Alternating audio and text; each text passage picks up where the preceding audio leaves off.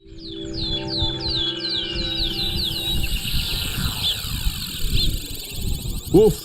এইবার এমন একটা দাও মারবো না যে কৃষ্ণচন্দ্র কেঁদে কুল পাবে না। কিন্তু সেটা একমাত্র সফল হবে যদি কৃষ্ণনগরের মন্ত্রী আমাদের পাশে থাকে। আরে ও তো মোহর ছাড়া আর কিছুই চেনে না।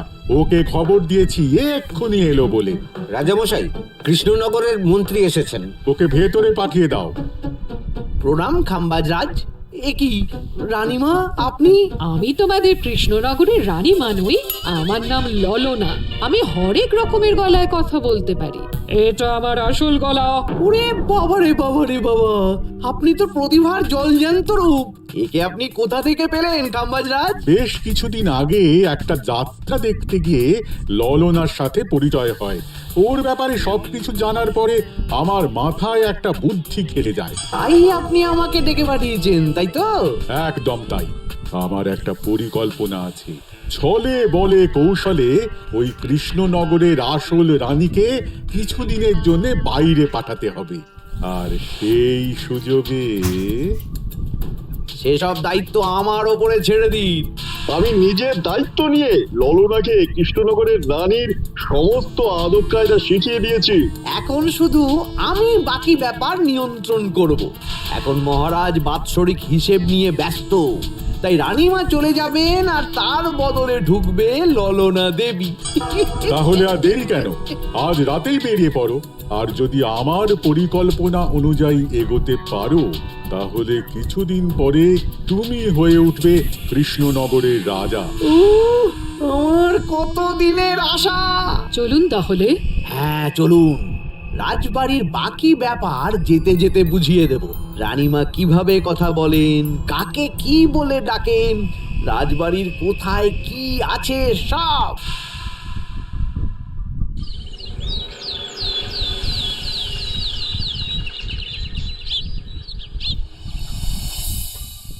কি গো গিন্নি, জ্বরটা নেমেছে?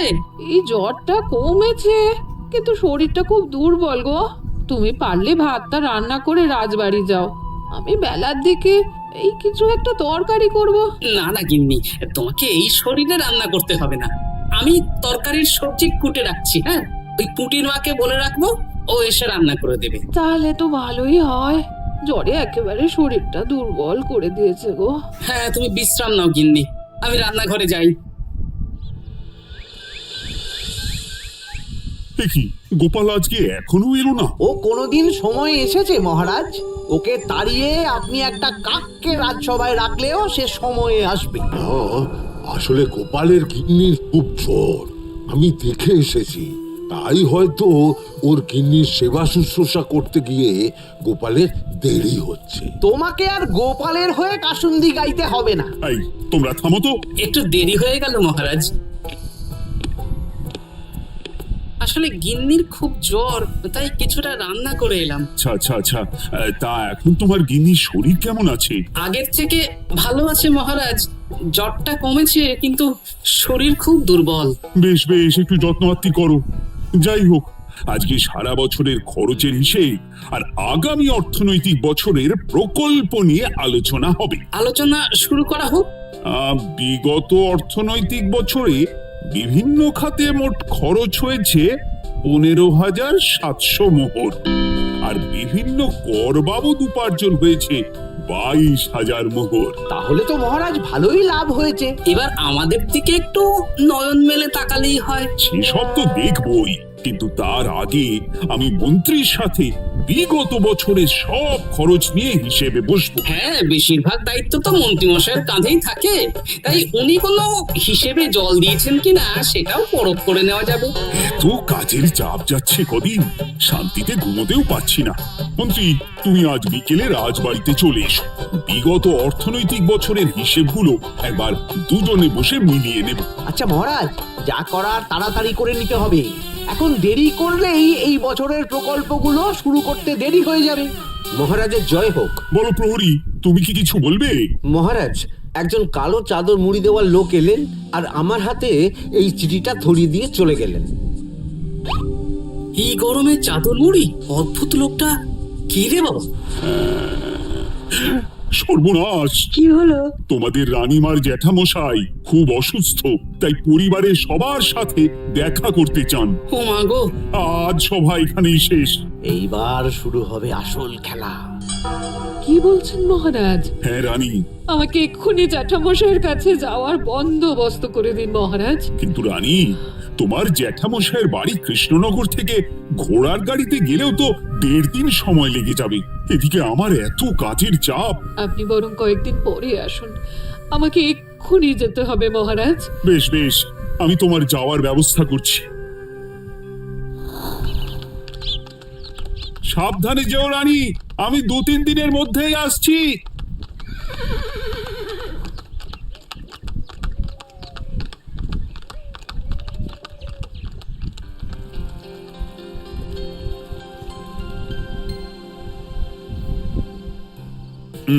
মন্ত্রী, বিগত অর্থনৈতিক বছরে আমাদের পাঠশালার উন্নতির জন্য কত খরচ করা হয়েছিল একটু দেখো তো।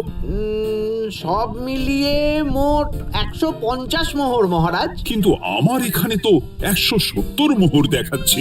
170 মোহর?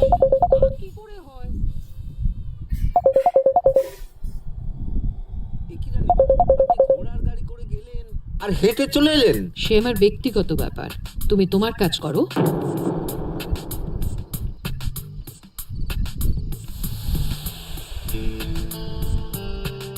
এ কি রানী, তুমি চলে এলে? আমার শরীরটা খুব একটা ভালো লাগছে না মহারাজ, পেটটা কামড়াচ্ছে, তাই সহিশকে বললাম ঘোড়ার গাড়ি নিয়ে জ্যাঠামশাইকে দেখে আসতে, আর আমি বাড়ি চলে এলাম। ও, সহিশ এসে খবর দেবে, তারপর আমি আর আপনি দুজনে একসাথে যাব। বেশ বেশ, ঠিক আছে রানী, তুমি বিশ্রাম নাও। বিশ্রাম না, আমি একটু স্নান ঘরে যাব, পেটটা কেমন মোচড় দিচ্ছে। মহারাজ কিছুই বুঝতে পারেনি, মজা জমবে।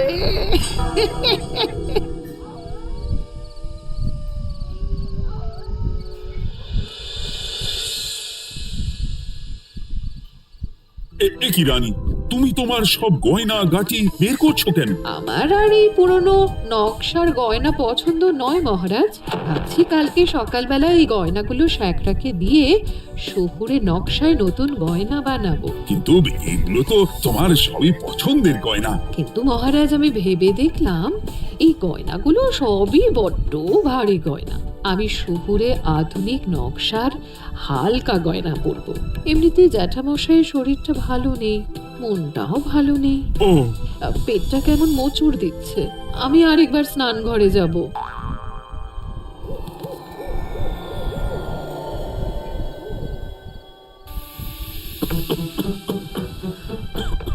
ওই তো মন্ত্রী মশাই এসেছে।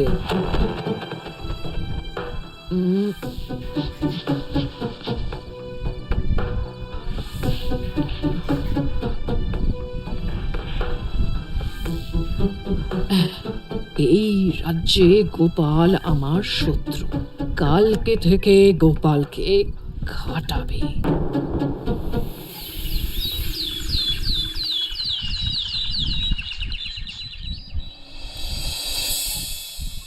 হায় হায় হায়, কি হলো রানী, কি হলো? গতকাল রাতে আমার সমস্ত গয়না চুরি হয়ে গেছে। বলো কি প্রহরী? বলুন মহারাজ। গতকাল রাতে রানীর সব গয়না চুরি হয়ে গেছে। তুমি আরেকজনকে নিয়ে এক্ষুনি খোঁজ করা শুরু করো। যথাজ্ঞা মহারাজ।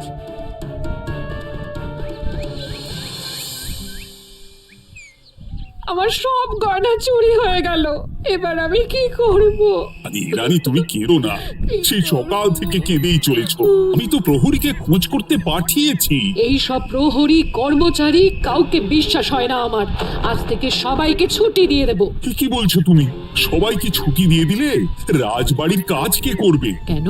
আমাদের সবচেয়ে বিশ্বাসযোগ্য সভাসদ গোপাল আজ থেকে রাজবাড়ির সব কাজ গোপাল করবে। কি বলছো? আপনি কি বলতে চাইছেন? গোপাল বিশ্বাসযোগ্য না? হ্যাঁ, গোপাল আমার সবচেয়ে প্রিয়, ওর চেয়ে বিশ্বাসযোগ্য আর কেউ নেই। কিন্তু কোনো কিন্তু না, বলবেন আপনার আদেশ। এক্ষুনি গোপালকে ডেকে পাঠান। যেমন তোমার ইচ্ছে। গোপাল, গতকাল রাতে রানী সব গয়না চুরি হয়ে গেছে, তাও আবার ঘরের ভেতর থেকে। আমি চাই তোমার মতো বিশ্বাসযোগ্য লোকই রাজবাড়ির সমস্ত কাজ করুক। মানেটা ঠিক বুঝতে পারলাম না রানীমা। মানে আমি রাজবাড়ির বেশিরভাগ কর্মচারীকে ছুটি দিয়ে দিচ্ছি, তার বদলে রাজবাড়ির কাজ করবে তুমি। কিন্তু কোনো কিন্তু না। রাজসভার ভাড়ামো অনেক হয়েছে, এবার থেকে তোমার কাজ বাসন মাজা, ঘর মোছা, কাপড় কাচা, পুরো রাজবাড়ি ঝাঁট দিয়ে পরিষ্কার করা। এই সেরেছে। যাও, রান্নাঘর থেকে বাসন নিয়ে পুকুর পাড়ে গিয়ে বাসন মাজবে। এ কি গোপাল, রাজসভা থেকে সোজা পুকুর পাড়ে? এই কি হয়েছে নাকি? খুব হাসি পাচ্ছে না? হাসি তো পাবেই। নতুন রানীমা আসার পরে তোমার এই হাল করে ছেড়ে দিল। নতুন রানীমা? না, আসলে ঘটা বলতে চাইছে রানীমা তোমাকে নতুন চাকরি দিয়ে এই হাল করলো। যা হয়েছে ভালো হয়েছে, আমার পেছনে না লেগে নিজের কাজ করুন যান। কোথায় কি বলতে হয় জানিস না নাকি? অভ্যেস নেই তো, তাই মুখ ফসকে বেরিয়ে গেছে।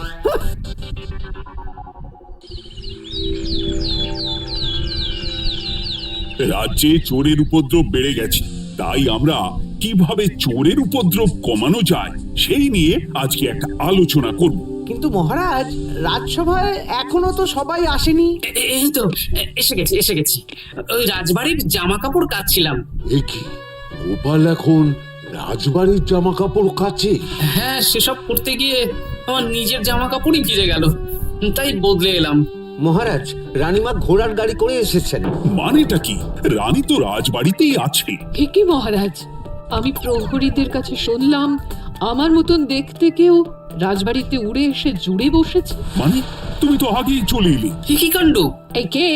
শুনলাম আমার মতন দেখতে কেউ এসেছে। ও আচ্ছা, আপনি। তা কি চাই আপনার? বোঝো কাণ্ড, একরকম দেখতে একরকম গলা, এ বলে আমি আসল, ও বলে আমি। হায় হায় হায়, আসল নকল বোঝাই দায়। একটা নয়, দুটো রানী। আমার জ্যাঠামশাই একদম সুস্থ। এই মহিলা নিশ্চয়ই ভুয়ো চিঠি দিয়ে নিজের রাজবাড়িতে ঢোকার সুযোগ খুঁজছিল। একদম বাজে কথা বলবেন না। আপনি কে সত্যি করে বলুন। সমস্যা সমস্যা, ঘোর সমস্যা। আমার কোনো পাণ্ডিত্য দিয়ে বুঝতে পারছি না কে আসল আর কে নকল। আমি আসল, বিশ্বাস করুন। আমি তো এই মাত্র এলাম। না, আপনি নকল, আমি আসল। কিভাবে বুঝবো? আমি বলবো মহারাজ, এই যে এই রানী আসল। হ্যাঁ, কিন্তু মন্ত্রীমশাই, আপনি কি করে বুঝলেন? না মানে এই রানীমা তোমার উপরে এত ভরসা করে রাজবাড়ির কাজ করাচ্ছেন, কাউকে বিশ্বাস করেননি, একমাত্র তোমাকে বিশ্বাস করেছেন। এত ভালোবাসা, এত বিশ্বাস কার থাকতে পারে বলো? মানে গোপাল, তুমি রাজবাড়ির কি কাজ করছো? বাসন মাজা, ঘর মোছা, বাগান পরিষ্কার, অনেক কাজ করছি রানীমা। আপনার সব গয়না চুরি হয়ে গেল, তাই কাউকে বিশ্বাস করা যাবে না বলে ওই রানীমা আমাকে কাজে রাখলেন। এই ওই বন্ধ করে একটা উপায় বের করো। বেশ বেশ, আমি ধরে নিচ্ছি দুজনেই আসল। তাই আপনাদের দুজনকে আমি পরীক্ষা নেব, দেখবো কে উত্তীর্ণ হন। তাই নাও। আপনারা দুজনেই তো সেনাপতিকে চেনেন, বলুন তো সেনাপতির আসল নাম কি? সনাতন সেন। আচ্ছা, আপনাদের বাপের বাড়ি কোথায়? বিজয়গড়। দূর গড়গড় করে সবই বলে দিচ্ছে। এভাবে হবে না, অন্য কোনো উপায় ভাবো। বেশ, সেনাপতি তলোয়ার দাও তো। দিচ্ছি। এই নিন, এই তলোয়ার দিয়ে মহারাজকে মেরে ফেলুন। আপনাদের মধ্যে কে মারতে চান বলুন। এসব তুমি কি বলছো গোপাল? মহারাজ আমার পতি পরমেশ্বর, ওনাকে আমি মারতে পারি? আমি স্বপ্নেও ভাবতে পারিনি গোপাল তুমি এই জঘন্য কাজ আমাকে করতে বলবে। আমি নিজের প্রাণের আহুতি দিতে পারি, কিন্তু মহারাজের গায়ে একটা আঁচড়ও দিতে পারবো না। উফ, খাম্বাজরাজ বেছে বেছে এক ধুরন্ধর নারীকে পাঠিয়েছেন, কোনো জবাব নেই। আমি বুঝতে পারছি না মহারাজ, এনাদের হাবভাব, কথাবার্তা, রূপ সবই একরকম। তবে যিনি ঘোড়ার গাড়ি চেপে এখন ফিরলেন, তিনি আসল হলেও হতে পারেন। আমি আসল, বিশ্বাস করুন। বললেই হলো? আসল হলে প্রমাণ করুন। বেশ, আজকে আর মাথায় কিছু আসছে না। আমি কাল আসবো। ততক্ষণ আপনারা দুজনে রাজবাড়ির দুটো ঘরে থাকুন। কি ছক মারিতে পড়লাম রে বাবা।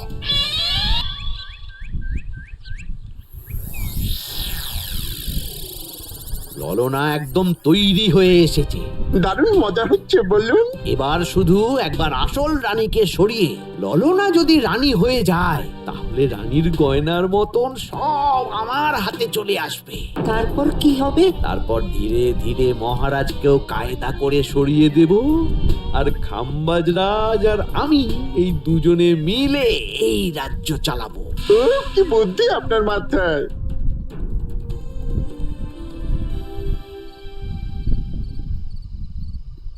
বলছি শোনো না, আমার শাড়িটা একটু ছিঁড়ে গেছে গো। তুমি বাজার থেকে কালকে আমার জন্য একটা শাড়ি নিয়ে আসতে পারবে? হ্যাঁ, আচ্ছা বেশ, নিয়ে আসবো শাড়ি। শাড়ি শাড়ি শাড়ি, এই তো মাথায় বুদ্ধি এসেছে। কাল নয়, আজকেই। গোপাল, তুমি কিছু ভাবতে পারলে? মহারাজ, আপনার দুই রানীকে ডাকুন। আহ, আমার তো একটাই রানী। ওই হলো মহারাজ, আসল নকল দুজনকেই ডাকুন। কই গো, একটু বাইরে এসো। বলুন মহারাজ, আপনি যাচ্ছেন? আচ্ছা, আমি দুটো শাড়ি নিয়ে এসেছি, লাল শাড়ি আর নীল শাড়ি। এই দুটোই মন্ত্রপুত শাড়ি, এক সিদ্ধ পুরুষ দিয়েছেন। কে তিনি? না, সেসব এখন বলা যাবে না, তবে এই শাড়ি দুটো একটা একটা করে ওনাদের দিয়ে দেব। এবার আমি এই শাড়ির বিশেষত্ব বলি। হ্যাঁ বলো গোপাল, বলো। আপনারা দুজনেই আজ রাতে এই শাড়িটা পরবেন, সারা রাত পরে থাকবেন। এই শাড়িগুলো 12 হাত মাপের শাড়ি। আগামীকাল সূর্যোদয় হওয়ার পরে যার শাড়ি 4 হাত কমবে সেই হবে আসল রানী। আচ্ছা বেশ, তাহলে তোমরা দুজনে এই শাড়ি পরে থাকো। কাল সকাল সকাল রাজসভা বসবে, তখন তোমাদের শাড়ি গোপালের কাছে জমা দিও। আচ্ছা। আমি যে নকল সেটা বুঝতে দেওয়া যাবে না। কি করে এই শাড়িটা 4 হাত কেটে ফেলে ওই তো ফল কাটার ছড়ি কেটে ফেলো। কালকে আবার মজা হবে।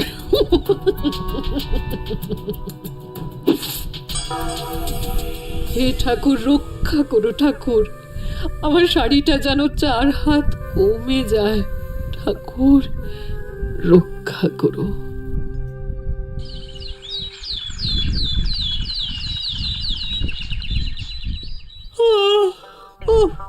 এত সকাল সকাল রাজসভা, দূর, ভালো করে ঘুমটাও হলো না। আমি তো ঘুমোইনি, চিন্তায় ঘুমই আসেনি। কই গো, তোমরা এসো। এই নিন আমার শাড়ি, এবার মেপে দেখুন এটা 4 হাত কমে গেছে। এই দেখুন মহারাজ, বিশ্বাস করুন আমি আসল, কিন্তু এই শাড়িটা সারা রাত পরে থাকা সত্ত্বেও 4 হাত তো দূর, 4 আঙুলও কমেনি। লাল শাড়িটাই ছোট মনে হচ্ছে। তাহলে তুমি আসল? উফ, বাবা, বাঁচা গেল। আয়, কে আছো? এই নকল রানীকে কারাগারে বন্দি করো। দাঁড়ান মহারাজ, বন্দি করতে হলে যার শাড়ি 4 হাত কমে গেছে তাকে বন্দি করুন। কেন?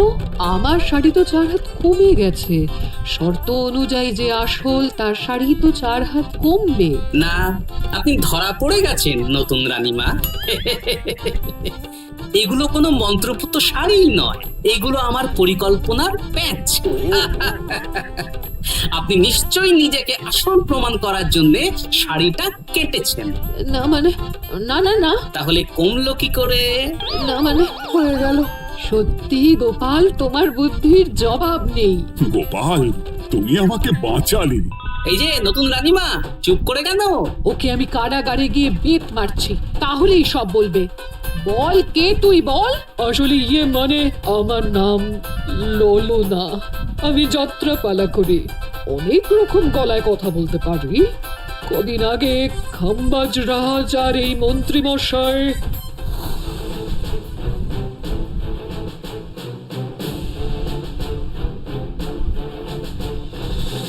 বাহ বাহ বাহ বাহ, এ তো দেখছি ললনার ছলনা। তার মানে রানীমার গয়না? ওগুলো তো সব মন্ত্রীকে দিয়েছে, জানলা দিয়ে কাপড়ে পেঁচিয়ে নামিয়ে দিয়েছি। মন্ত্রী, তোমাকে আমি শুলে চড়াবো। ভুল হয়ে গেছে মহারাজ, আমাকে ক্ষমা করুন। প্রাণে মারবেন না, সব গয়না ফেরত দিয়ে দেবো মহারাজ। তুমি শত্রু রাজ্যের প্ররোচনায় এত বড় ক্ষতি করতে চেয়েছিলে? ক্ষমা করুন মহারাজ, ক্ষমা করুন। সেনাপতি, মন্ত্রীকে 1000 বার বেত্রাঘাত করো। আর এই ললনার কি হবে? আমি অনেক দিন ধরে বাড়িতে একটা কাজ করার লোক খুঁজছি, ওনাকেই পাঠিয়ে দিন। আমার গিন্নি শুয়ে বসে থাকবে আর উনি খাটবেন। নয়, হ্যাঁ, ললনার ছলনা ভেস্তে গেল।